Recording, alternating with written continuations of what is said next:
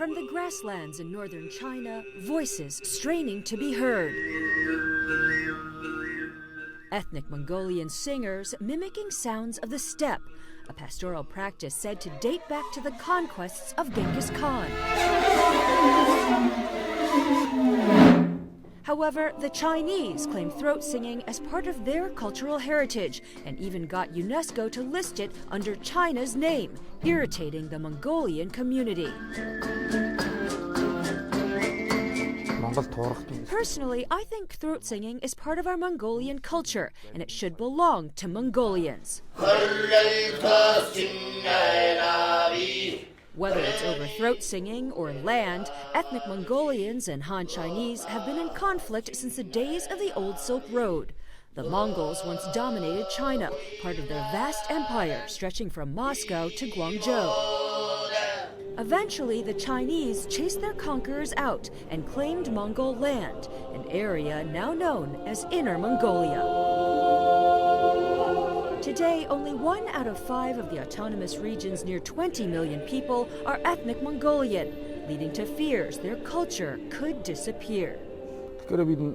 It's very difficult for us to preserve our Mongolian culture in this big cultural environment because there are so many different cultures, he says, all competing with each other. In the regional capital Hohhot, it appears the Han Chinese are winning that competition. Chinese have been moving here, attracted by government policies to modernize Inner Mongolia. Bao Cheng, who like many Mongolians goes by one name, has seen his street, once a trading area for livestock, transform over the past 5 decades. It used to be a bustling area. It was like a festival, he says. Back then, we were all wearing traditional Mongolian clothing. To preserve his culture, Bao Cheng collects saddles. So far, 400 of them, worn and weathered over centuries on the steppe, now cultural relics without their nomadic masters.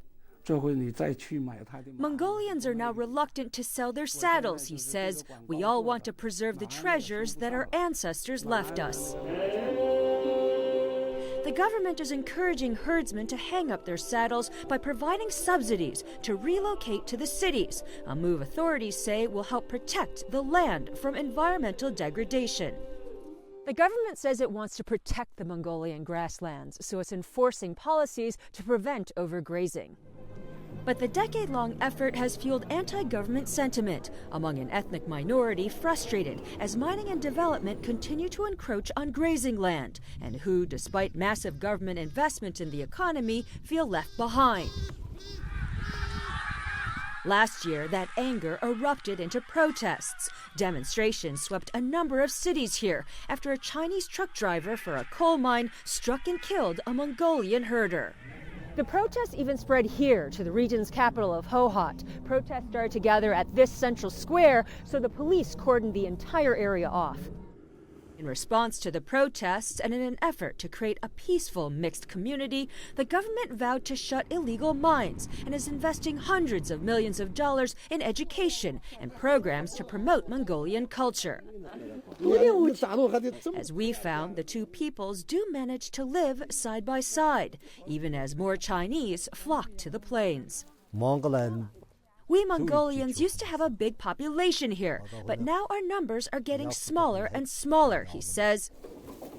Mongolian herder Erdin says he understands the government's predicament and says for him, life is more comfortable, though he's nostalgic for the nomadic traditions of his childhood here.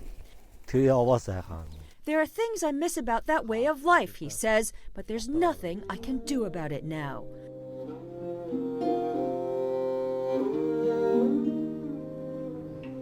A yearning echoing throughout the grasslands to nurture the Mongolian soul.